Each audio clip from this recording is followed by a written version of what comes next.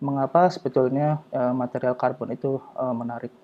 Jadi seperti yang telah kita tahu, karbon yang paling sering kita temui di kehidupan sehari-hari itu memiliki struktur berupa grafit yang di sebelah kanan ini, atau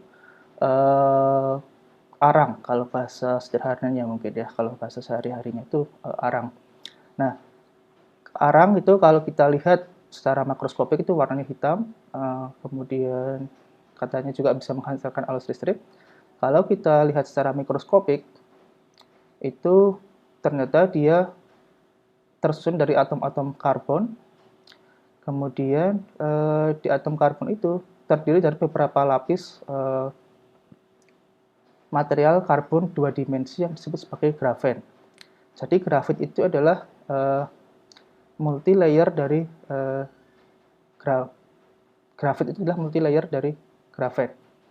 Nah, menariknya adalah bahwa secara teoritis material grafen ini sebelum diketemukan tahun 2004, dia secara komputasi sudah dikatakan sebagai stabil, artinya memang material ini mungkin diisolasi dari alam maupun disintesis di laboratorium. Tetapi baru pada tahun 2004, peneliti dari University of Manchester yang namanya Andre Geim dari Manchester University berhasil mengisolasi satu layer grafen ini. Jadi material ini menjadi dua dimensi, yang asalnya tiga dimensi. Kalau grafit itu tiga dimensi karena dia ke arah sumbu X, sumbu Y, dan sumbu Z semuanya berulang. Kalau material, tapi dengan adanya grafen, dia bisa mengisolasi menjadi satu buah lapisan grafen ini. Nah, ternyata menariknya adalah bahwa kalau kita lihat papernya itu, dia itu mengisolasi grafen ini dari grafit itu tidak menggunakan instrumen yang macam-macam, tetapi menggunakan selotip yang ditempelkan ke pensil, sehingga selotip itu bisa grafen itu akan terikat kepada selotip itu dan satu layer itu terikat ke selotipnya. Walaupun saya tidak tahu sendiri itu betul atau tidak, tapi mereka mengklaim penelitiannya seperti itu.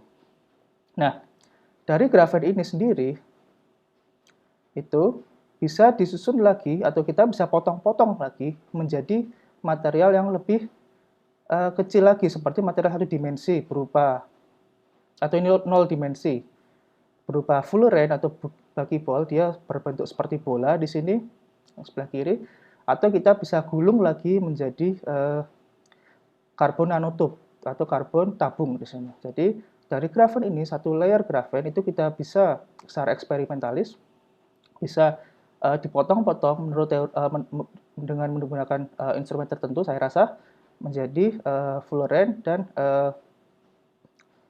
nanotube ataupun karbon yang lainnya. Nah, yang menarik adalah kalau kita tahu nanomaterial itu memiliki sifat yang berbeda dibandingkan dengan sifat pada fase ruahnya atau fase bulknya.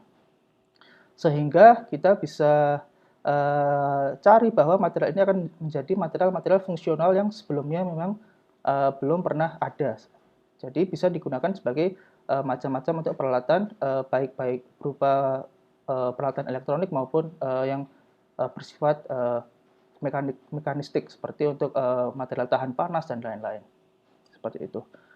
Jadi dengan adanya penelitian grafit ini, ternyata setelah tahun 2004 ini mulai bermunculan material-material dua dimensi lainnya yang berhasil disintesis secara laboratorium. Dan itu juga akan menarik secara komputasi karena kita bisa meramalkan material ini menggunakan teori-teori dari mekanika kuantum. Dari mekanika kuantum kita bisa melihat ke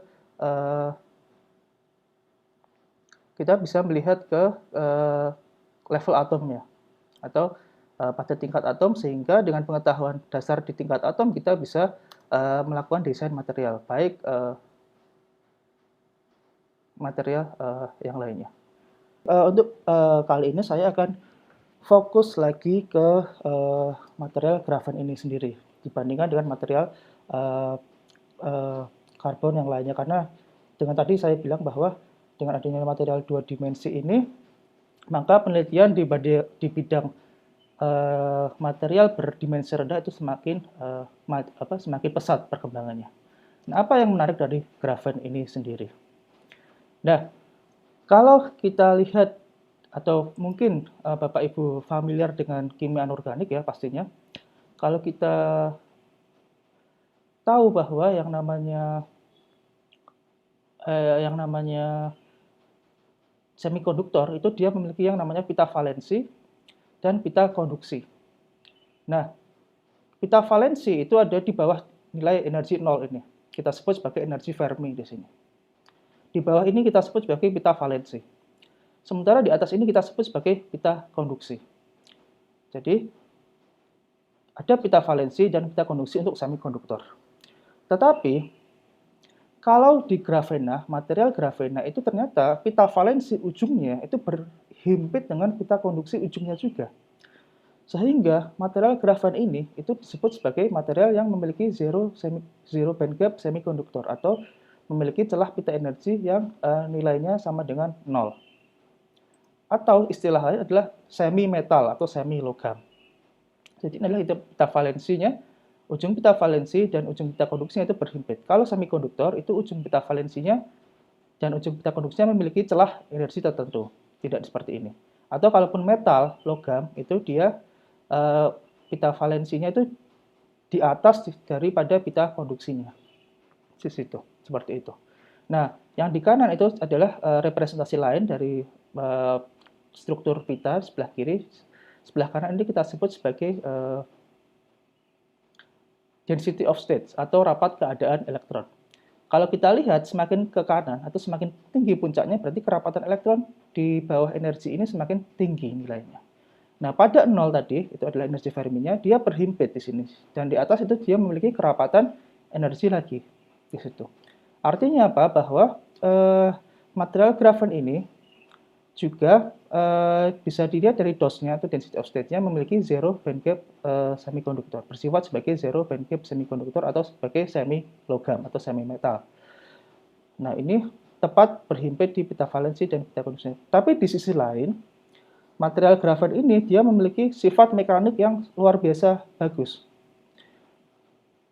Uji tariknya dari uji tarik dan kalau kita tahu sebagai bulk modulus atau Young modulus ini dia memiliki nilai dalam skala terapascal. Sementara karbon sendiri, karbon diamond atau karbon intan di situ. Kalau kita tahu intan sebagai salah satu material terkuat itu hanya dalam skala ratusan gigapascal, tapi untuk grafen sendiri memiliki modulus Young pada skala terapascal. Artinya dia luar biasa besar. Selain itu, dari sisi lain, dia ternyata bisa memiliki sifat transport yang bagus. Artinya bisa digunakan sebagai elektroda. Karena bisa menghantarkan muatan elektron di situ. Jadi seperti grafit kita tahu bahwa dia memiliki elektron yang terdelokalisasi, maka elektronnya bisa jalan di permukaan si grafen tersebut. Tapi penelitian lain menyatakan bahwa untuk material grafen itu bisa berfungsi lebih baik lagi, maka band gap-nya yang tadi nilainya 0 itu harus dibuka. Atau kita harus bagaimana caranya secara eksperimentalis maupun secara komputasi, itu band gap yang tadinya nilainya 0 itu memiliki nilai tertentu. Bisa kita atur-atur, misalkan kita ingin dia menyerap di daerah ultraviolet, ya berarti kita harus punya celah pita yang cukup besar atau menyerap di daerah ultraviolet. Atau kita ingin misalkan dia menyerap di daerah visible, daerah tampak gitu ya, mungkin kita bisa atur gap-nya supaya dia tampak di daerah sinar tampak gitu. Nah, arah riset grafen itu umumnya selain sintesisnya sendiri itu adalah bagaimana cara membuka pita si grafen itu. Nah, cara lainnya adalah salah satu cara untuk merekayasa material ini adalah dengan menggunakan yang namanya fungsionalisasi secara kimiawi. Apa itu fungsionalisasi secara kimiawi? kalau kita tahu dari kimia organik ada gugus fungsi, maka gugus fungsi itu adalah kumpulan atom yang memiliki struktur dan fungsi tertentu kan, seperti itu kalau gugus fungsi dari kimia organik. Sama dengan grafen ini, grafen yang awalnya murni dia tidak memiliki struktur pita, memiliki celah pita energi, maka kita harus kenalkan suatu gugus fungsi di permukaan grafen itu, sehingga terjadi perubahan struktur elektronik atau terjadi perubahan band gap. Nah, salah satu cara yang paling mudah itu secara eksperimen adalah menggunakan atom untuk fungsionalisasi secara kimia.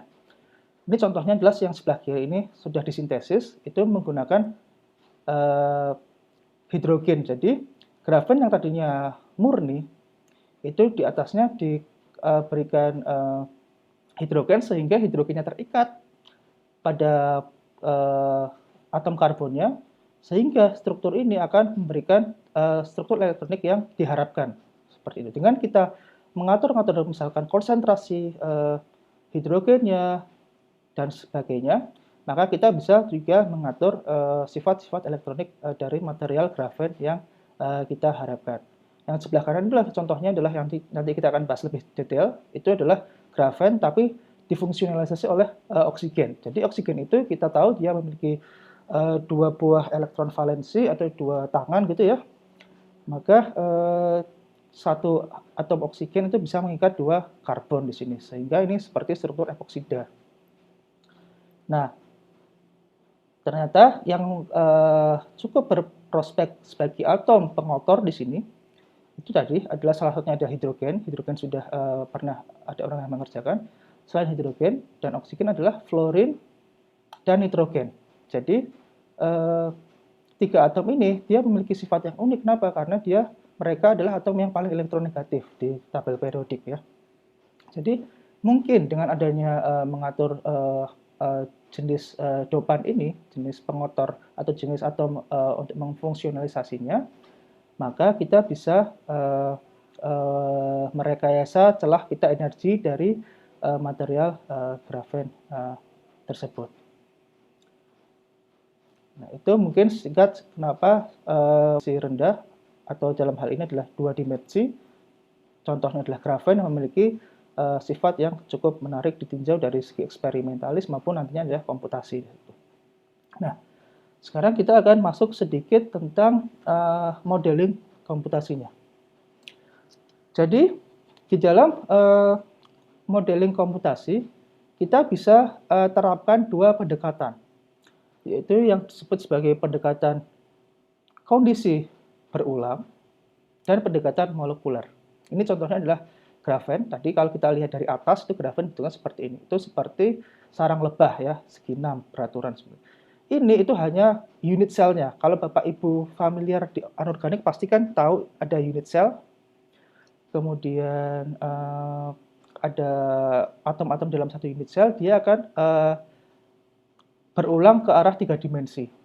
Tapi untuk karbon dan grafen ini, dia akan hanya berulang ke 2 dimensi, yaitu ke arah sumbu X di sini dan sumbu Y. Jadi, dengan menggunakan pendekatan periodic boundary condition, itu kita seolah-olah bisa merepresentasikan sistem pada keadaan yang sebetulnya.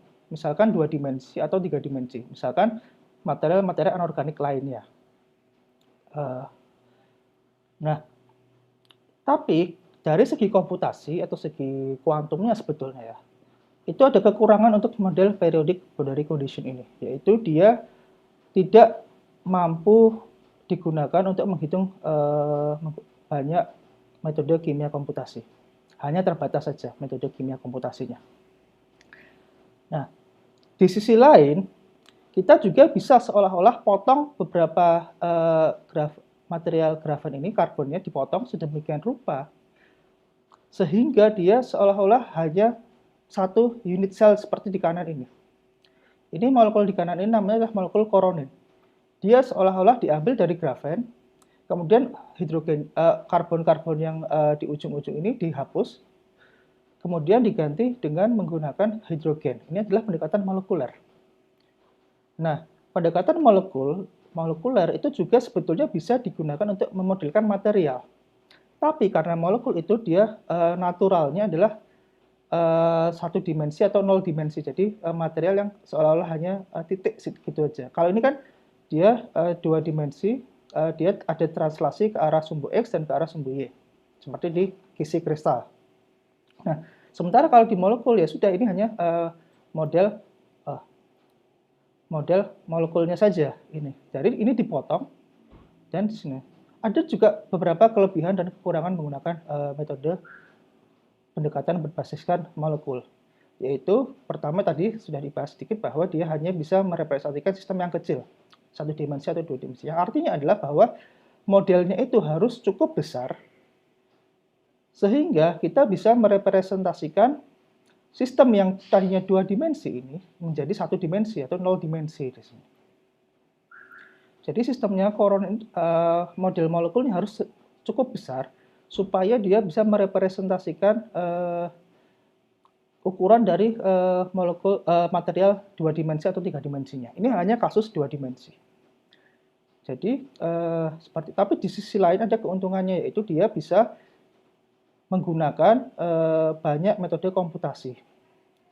Jadi memang ada balance atau ada keseimbangan antara model dengan limitasi komputasi atau dengan keterbatasan teori dari komputasi. Ini bukan keterbatasan dari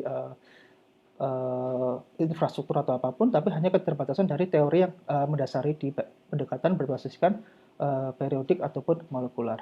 Nah, nanti akan kita bahas bahwa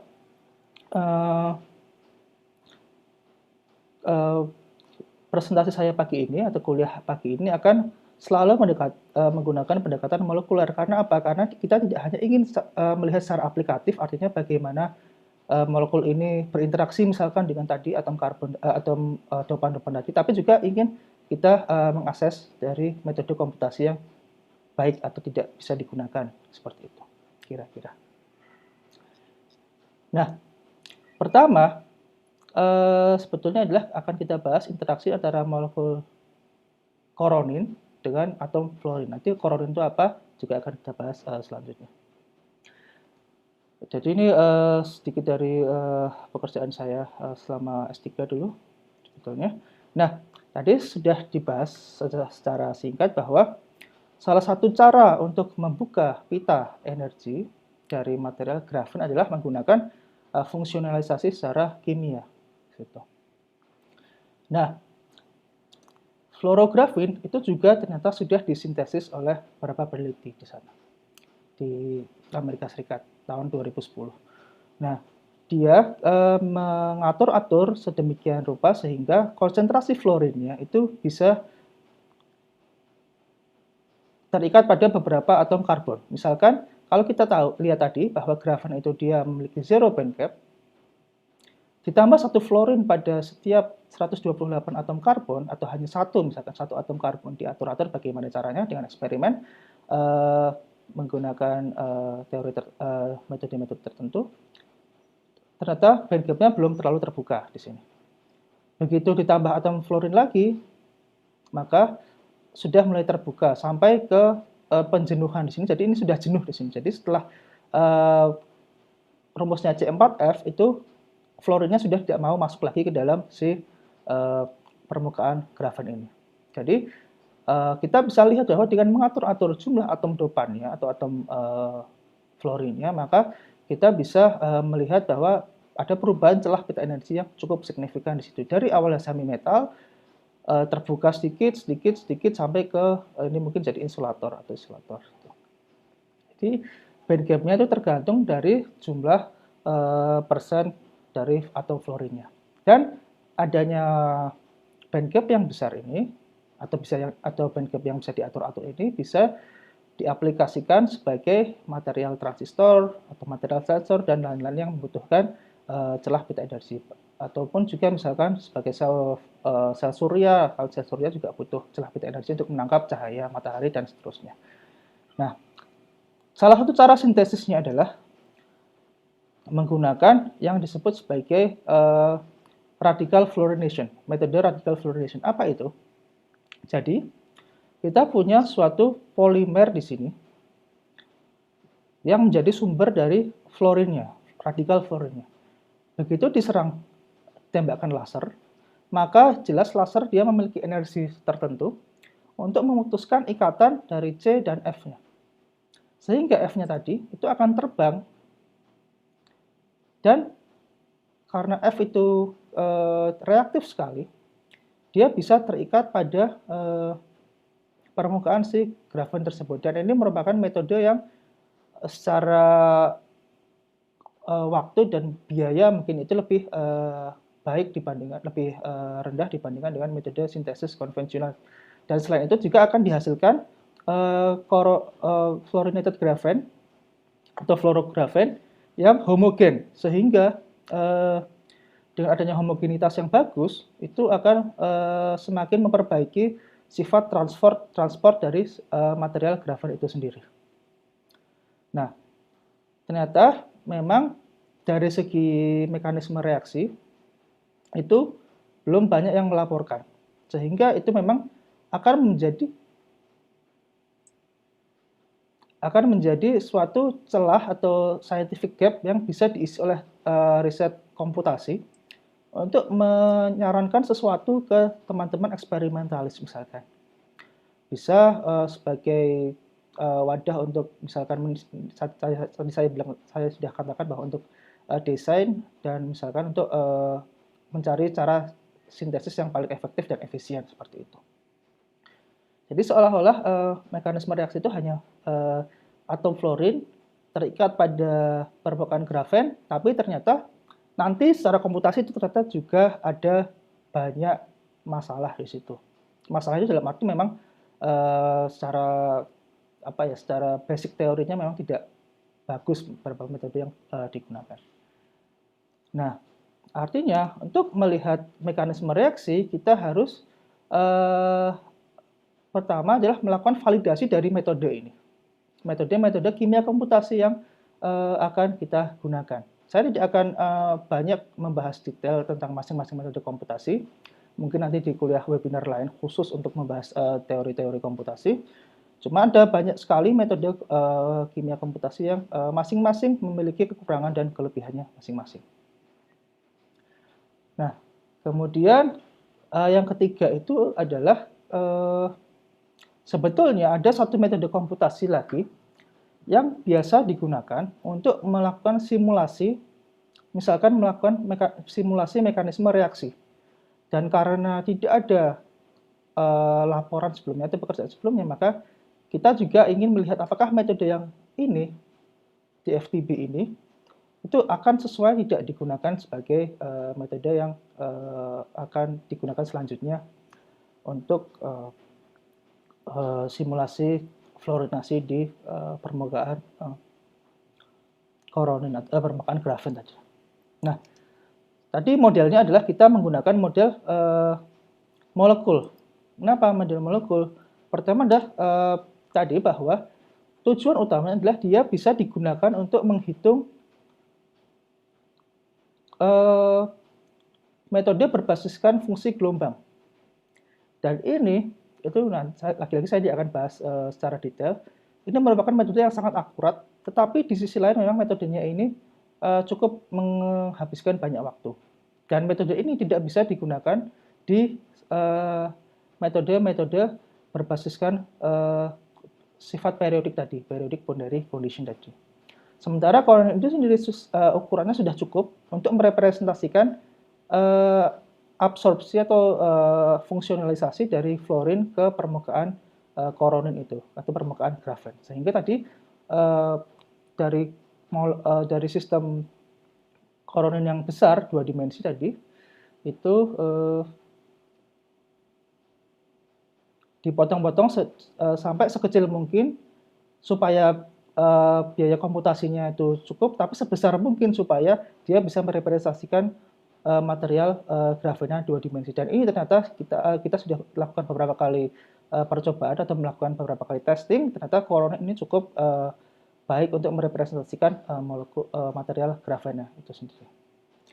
Nah, kemudian dari pengetahuan kimia kita sebetulnya fluorine dia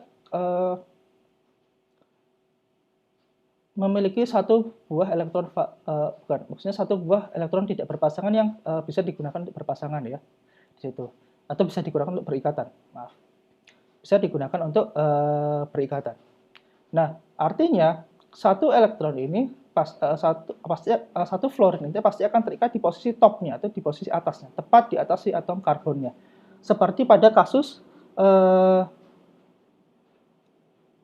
hidrogen grafena, di mana hidrogen itu juga akan terikat pada posisi topnya. Karena hidrogen sendiri juga memiliki satu tangan atau satu buah elektron tidak berpasangan yang bisa digunakan untuk berikatan. Sementara fluorine juga bisa digunakan memiliki satu buah elektron yang tidak berpasangan. Sehingga posisinya akan terikat pada posisi top di sini secara otomatis. Nah, ini adalah model dari sistemnya, di mana tadi adalah koroninnya di sini yang memiliki rumus kimia C24H12, dan ada satu fluorine pada keadaan dasar, dia bersifat doublet, satu elektron tidak berpasangan, maka multiplicitasnya adalah doublet. Dia akan terikat dari jarak yang jauh sekali ke permukaan grafen di sini, tepat pada saat berikatan. Nanti kita akan melihat sebetulnya ada fenomena-fenomena apa saja yang akan terjadi selama pengikatan dari jarak jauh sini sampai ke jarak ikatan antara C1 dengan F-nya. Kan terjadi jarak ikatan di sini.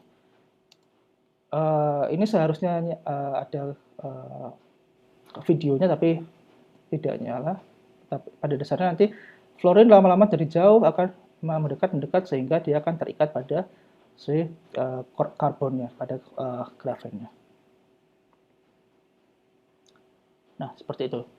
Nah, ini untuk metode yang kita gunakan, bahwa untuk melakukan komputasi yang melibatkan pemutusan atau penggabungan ikatan, maka kita harus menggunakan metode-metode berbasiskan mekanika kuantum atau berbasiskan dari persamaan Schrödinger. Kalau kimia fisik dasarnya mungkin ya, persamaan Schrödinger itu digunakan untuk melihat sistem kuantum yang melibatkan elektron dan ikatan kimia juga.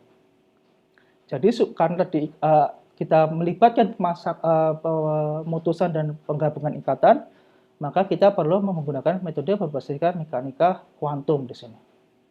Nah, apa yang biasa kita lakukan di kimia komputasi untuk modeling dari suatu sistem?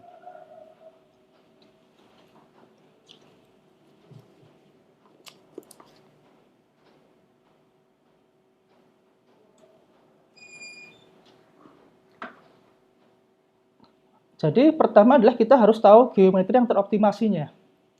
Kalau kita tahu geometri yang teroptimasinya, berarti itu adalah energi yang paling rendah yang mungkin dimiliki oleh sistem tersebut. Kalau energinya tinggi, berarti sistem tersebut belum keadaan teroptimasi.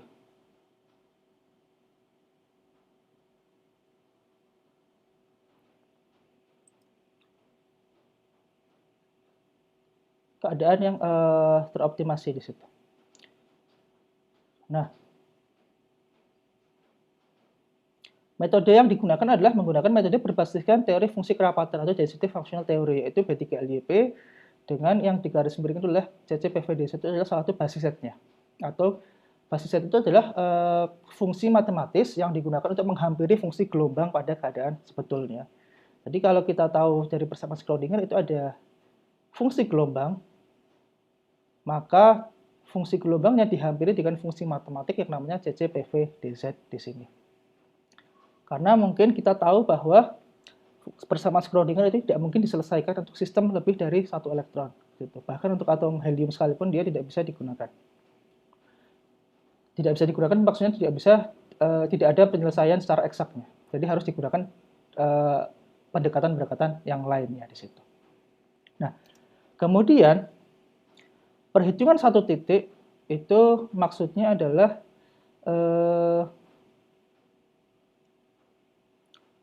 perhitungan satu titik itu maksudnya adalah dari energi yang dari struktur yang teroptimasi tadi itu tidak dioptimasi ulang, tetapi hanya dihitung energi totalnya saja menggunakan berbagai macam metode-metode kimia mekanika kuantum tadi itu. Ada berbasiskan density function theory, ada juga berbasiskan wave function theory. Dan satu lagi yaitu berbasiskan semi-empirik, namanya adalah density functional tight binding. Secara singkat adalah bahwa density function, masing-masing metode ini adalah metode-metode yang digunakan untuk menghampiri persamaan Schrödinger untuk sistem lebih dari satu elektron. Itu saja secara sederhananya seperti itu. Ada berbagai macam pendekatan berbasiskan fungsi kerapatan elektron, berbasiskan fungsi gelombang, dan berbasiskan semi-empirik. Artinya semi-empirik artinya bisa di-fitting atau diatur-atur metodenya supaya sama dengan hasil eksperimen di situ. Ada beberapa metode yang kita pakai. Nah, kalau kita menggunakan metode menggunakan pendekatan berbasiskan struktur periodic boundary condition tadi, maka metode-metode ini terutama wave function theory ini tidak bisa digunakan karena memang keterbatasan dari teori ini untuk diimplementasikan di periodic system atau sistem berulang tadi. Nah, di sebelah kanan itu metode berbasiskan wave function theory yang artinya apa? Metode-metode ini itu adalah metode yang dianggap sangat akurat. Dari semakin ke bawah itu akan semakin akurat metodenya, semakin panjang ini seolah-olah akan semakin akurat. Jadi kalau kita percaya hasil dari metode-metode yang berbasiskan wave function ini, maka kita bisa pastikan bahwa hasilnya itu betul atau minimal sesuai dengan hasil perkiraan secara eksperimen. Nah, metode CCSDT ini disebut sebagai metode standar emas atau gold standard, di mana metode CCSDT ini kalau hasilnya dari CCSDT itu hampir dipastikan bahwa dia itu betul. Sementara metode-metode sebelumnya ini masih ada errornya atau masih ada ketidakpastiannya atau ada galapnya di situ masing-masing. Tapi kalau semakin ke bawah, CCSDT ini dipastikan bahwa kalau kita mendapatkan hasil dari CCSDT ini, itu kita bisa pastikan bahwa hasil itu bisa dianggap betul. Tapi memang sayangnya adalah bahwa CCSDT ini membutuhkan resource atau infrastruktur komputasi yang cukup bagus di situ. Saya sendiri mungkin mohon maaf sedikit perbandingan saja bahwa untuk melakukan perhitungan ini untuk sistem tadi Koronin tadi itu di komputer 16 prosesor di Jepang itu butuh waktu 2 minggu.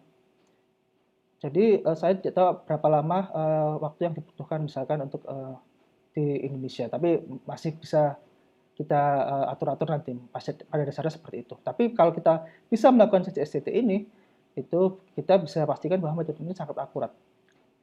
Sementara di FTB sendiri itu adalah metode semi-empirik yang diturunkan dari DFT.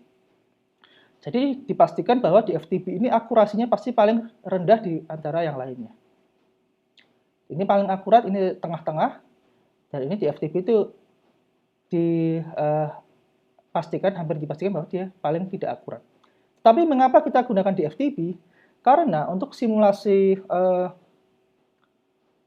misalkan mekanisme reaksi itu kita membutuhkan yang namanya melihat perubahan struktur terhadap waktu atau disebut sebagai molekular dinamika molekul. Untuk molekular dinamik, metode DFT itu sudah cukup lama, artinya tidak bisa secara efisien digunakan untuk molekular dinamik karena pasti waktunya akan lama sekali. Sementara wave function theory itu tidak akan mungkin digunakan untuk molekular dinamik, kecuali mungkin ada superkomputer di mana gitu di Amerika mungkin yang sudah bisa menggunakan CCSD. Tapi untuk saat ini mungkin kita DFT pun tidak bisa digunakan untuk sekedar simulasi dinamika molekul. Tapi di FTB, walaupun dia tidak akurat, tapi kecepatannya luar biasa cepat. Dan karena adanya parameterisasi di FTB, maka parameter itu bisa diatur-atur sedemikian rupa sehingga akurasinya juga mendekati DFT atau wave function, tapi dengan waktu simulasi yang lebih singkat, jauh lebih singkat dibandingkan dengan DFT dan wave function based theory. Nah, ini adalah detail basis setnya tadi. Untuk melakukan perhitungan satu titik, kita gunakan bermacam-macam basis set, mulai dari yang paling kecil sampai ke yang paling besar.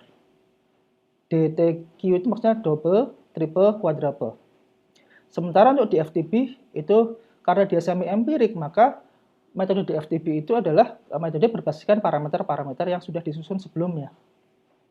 Dan beberapa parameter yang tersedia antara lain adalah BBC03 dan 3OB31 itulah nama parameter untuk DFTP itu sendiri. S itu maksudnya salah satu teorinya adalah spin polarisasi. Jadi kita harus pertimbangkan spin system untuk model coronin fluorine. Kenapa? Karena tadi kita lihat bahwa fluorine itu memiliki spin doublet, multiplicitas doublet. Sementara coronin sendiri dia semua elektron berpasangan sehingga spinnya adalah singlet. Jadi kalau doublet ditambah singlet pasti hasilnya adalah doublet. Jadi kita harus pertimbangkan juga spin total dari si sistem tersebut. Apakah dia radikal atau dia elektronnya berpasangan semua atau seperti apa?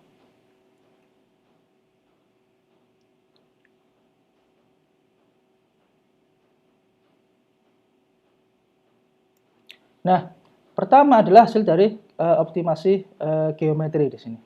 Jadi, karena coronin itu ukurannya terbatas, tidak seperti grafen aslinya, maka ada dua buah situs top side yang mampu di fluorine, yaitu pada daerah tengah di sini atau pada daerah pinggir di ujung sini.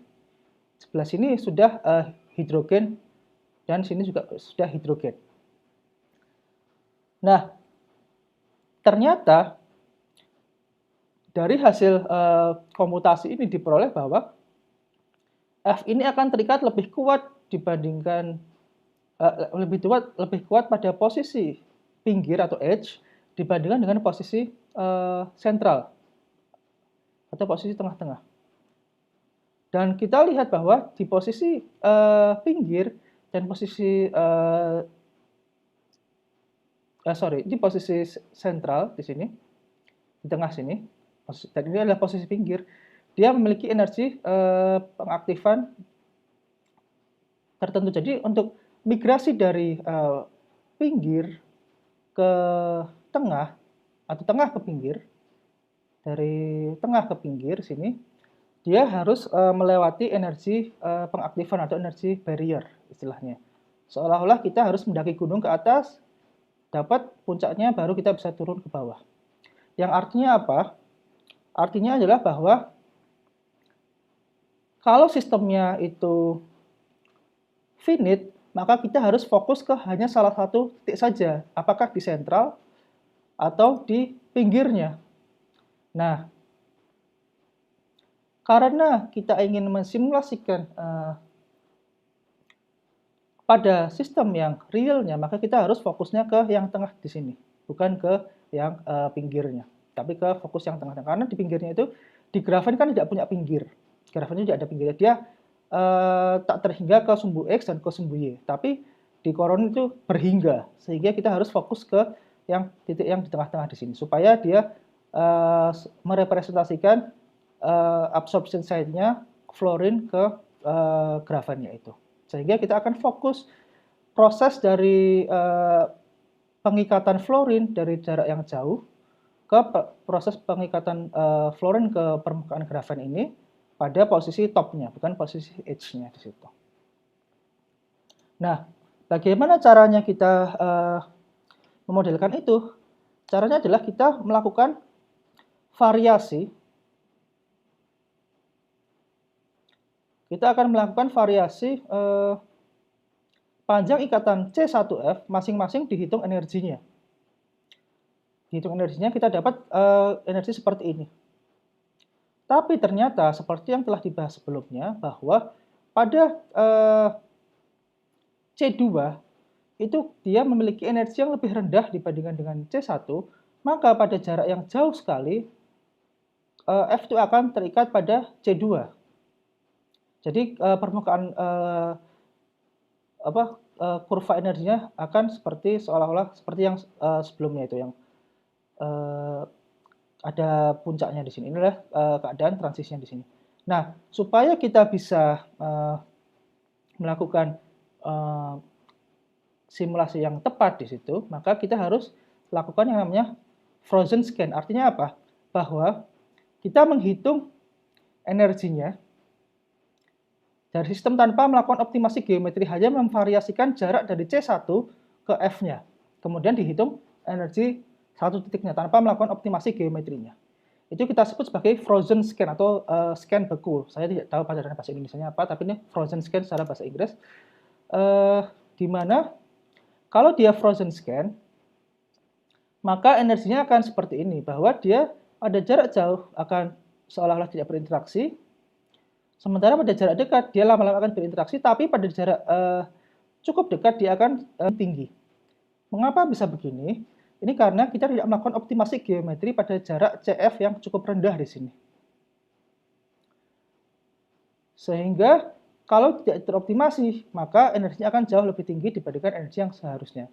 Nah, supaya kita dapat energi yang kita harapkan, maka frozen scan ini kita gabungkan dengan fully relax scan ini. Artinya apa? Bahwa pada jarak dekat itu CF-nya itu kita hitung energi tertentu, kemudian sisanya itu kita optimasi geometrinya. Tapi pada jarak jauh itu hanya perhitungan satu titik, sehingga kita bisa dapatkan dua buah kurva yang berwarna biru muda ini dengan kurva yang berwarna hitam ini, itu kita gabungkan menjadi yang namanya partially relaxed scan. Jadi dua kurva ini kita gabungkan. Itu kita gabungkan sehingga itu bisa digunakan untuk merepresentasi proses pengikatan atom fluorine ke permukaan grafenis tersebut.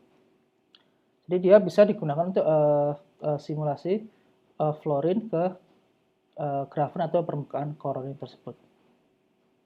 Nah, dari hasil ini itu kita bisa lihat bahwa ternyata pengikatan dari jarak jauh sekali sampai ke dekat itu ternyata tidak ada energi aktivasinya. Jadi ini potensialnya itu semacam mulus. Jadi tidak ada energi aktivasinya, tidak ada gunungnya di sini.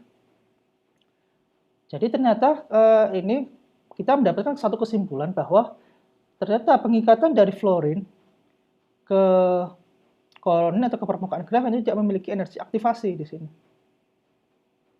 Yang artinya apa? Seharusnya dengan metode, kalau kita punya eksperimentalis, kita punya hasil eksperimen, kita bisa fungsionalisasi fluorine ini ke permukaan grafen dengan hanya kita buat atom fluorine itu, kemudian kita taruh di semacam apa ya, chamber gitu ya, semacam ruangan, sehingga fluorine akan terikat ke permukaan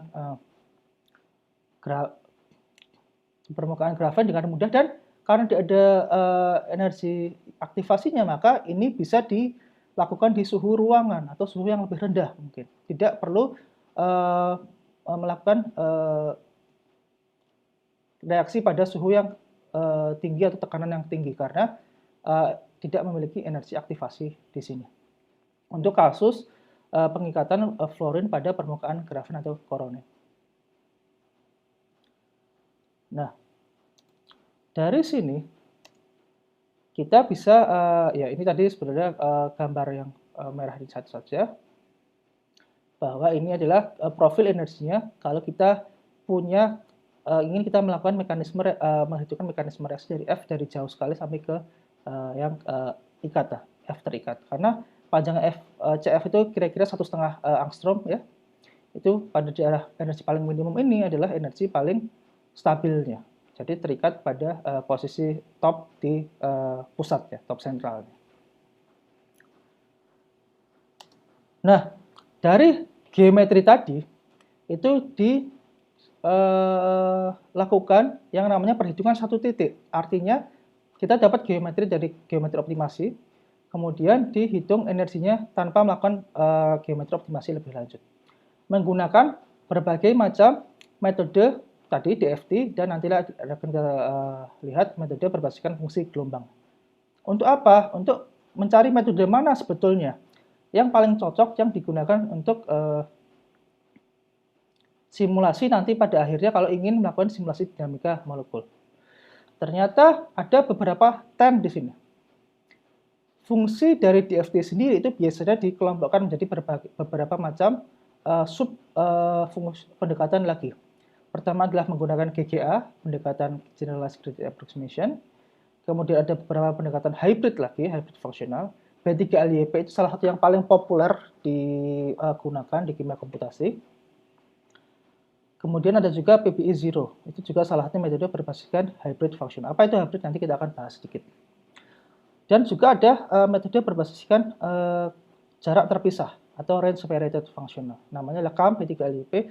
Ini juga diturunkan dari B3LYP. Dan LC omega PBE itu juga diturunkan dari PBE. Jadi ini adalah aproksimasi yang lebih lanjut lagi. Jadi memang metode DFT itu banyak aproksimasi dalam pembuatan teorinya sendiri. Nah, ternyata ada tren di sini bahwa kalau kita gunakan hybrid fungsional, itu energi ikatannya itu sama.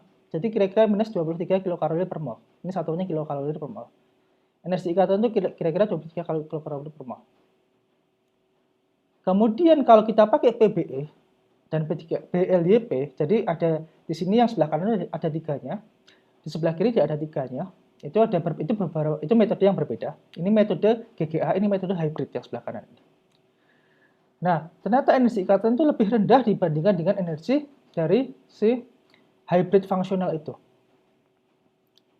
Ternyata juga kalau kita gunakan range separated, itu energi ikatan itu sama dengan apa istilahnya fungsional induknya di situ.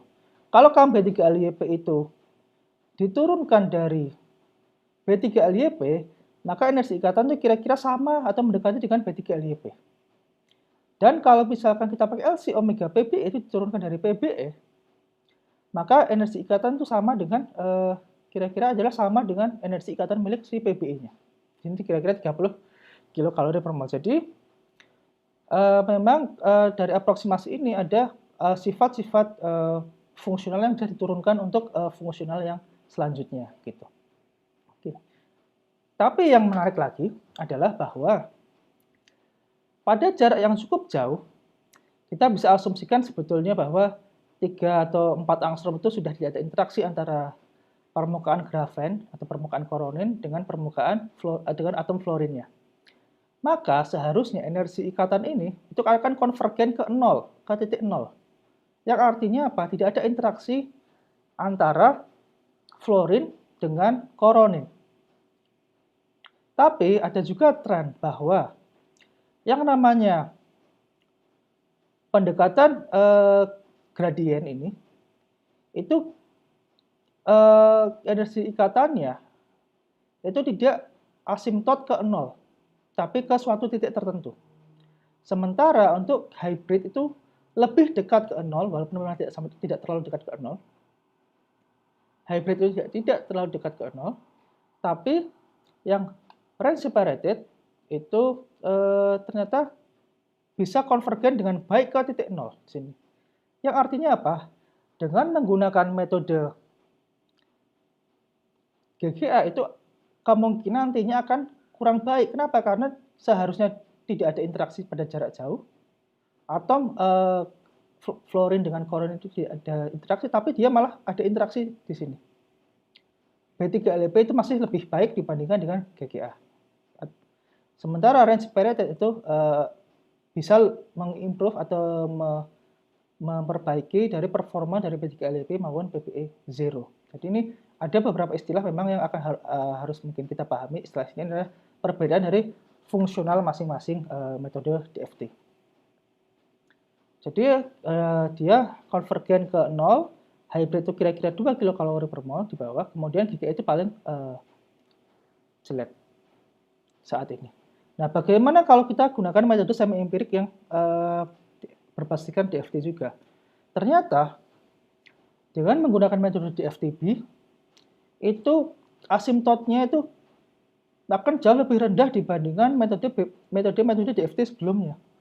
Yang artinya apa? Kalau kita gambarkan permukaan energinya, itu akan seolah-olah datar atau flat di sini. Yang artinya adalah bahwa Kalau energinya flat di sini, maka seolah-olah nanti tidak akan ada ikatan kimia di situ kalau kita gunakan metode DFT untuk melakukan simulasi selanjutnya, misalkan. Nah, ternyata ada dua minima juga. Pertama yang dekat, ini yang sekitar 1,4 angstrom atau 1,5 angstrom. Sementara yang jauh itu pada sekitar 2 angstrom, itu ada dua minima. Dan itu tidak sesuai dengan hasil dari DFT yang sebelumnya. Ternyata memang untuk kasus ini, DFT-B itu jauh lebih jelek dibandingkan dengan kasus DFT. Kalau kita gunakan metode DFT-B untuk simulasi fluorine ke grafen, maka kemungkinan akan jatuh ke minimum yang ini, yang lebih panjang. Artinya tidak ada ikatan kimia antara fluorine dengan grafen kalau kita gunakan metode DFT-B. Mengapa itu bisa terjadi? Apa sebetulnya penyebabnya? Ini mulai saya agak sampaikan agak metodik, jadi mungkin agak semoga bisa dipahami sedikit ya. Ini mulai agak banyak istilah-istilah yang harus kita pelajari sebetulnya. Nah, apa ujungnya? Pertama kita bisa lihat dulu secara fisik bahwa pada jarak yang jauh sekali, beberapa metode DFT itu menghasilkan batas disosiasi yang berbeda-beda. Tadi DFT-B itu yang paling jelek, paling rendah, diikuti oleh PBI itu GGA tadi, kemudian B3LYP, kemudian range separated atau KM3LYP. Ternyata salah satu penyebabnya adalah ada interaksi apa di situ. Ternyata pada jarak yang cukup jauh, atom fluorine itu memiliki muatan parsial, di mana seharusnya jika pada jarak yang cukup jauh tidak ada interaksi, tapi di sini ternyata malah ada interaksi berupa interaksi Coulomb di situ.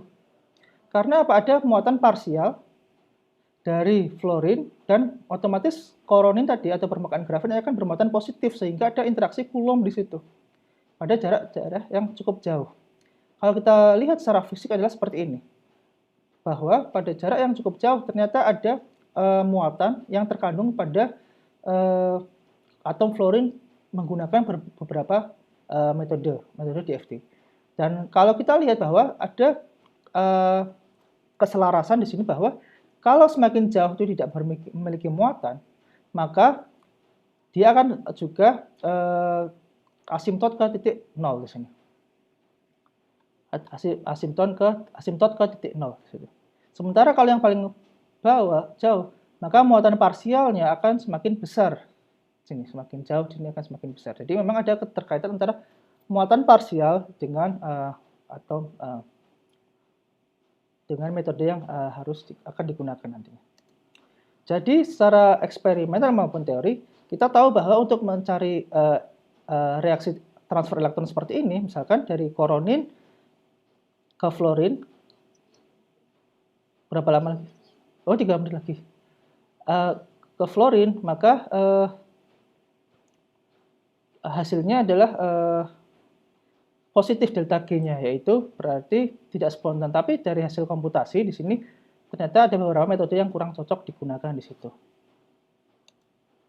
Baik, jadi reaksi transfer elektron tidak akan spontan berlangsung secara spontan. Nah, ini adalah orbital molekul. Jadi kita menghitung fluorine dan koronin pada posisi yang jauh sekali. Pada posisi yang jauh sekali, atom dari elektron dari koronin bisa transfer ke fluorine, sehingga ada muatan yang terjadi transfer ini karena kesalahan dari metode masing-masing.